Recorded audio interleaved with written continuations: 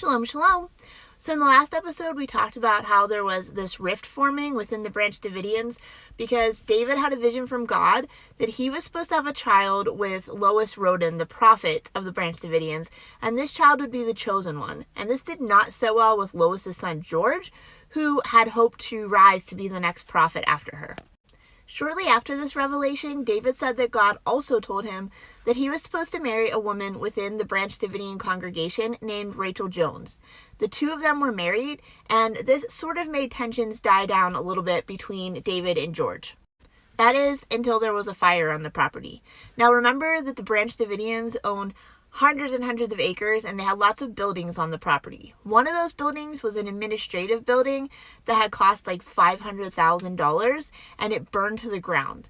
Now, George was convinced that David himself had set this fire, and he said so. But David said that no man had started this fire, and that God had burned the building down as a form of judgment against the Branch Davidians.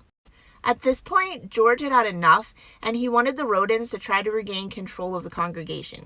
Now, around this time, there were about 25 people in the congregation who were beginning to follow David Koresh and his teachings.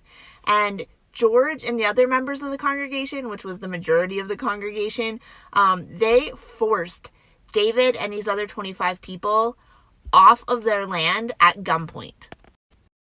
David, his wife Rachel, and these 25 followers moved about 90 miles away to an area called Palestine, Texas.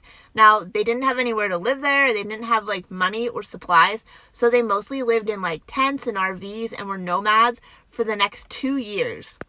During that time frame, David also took a trip to Israel, and this became a turning point in his ministry.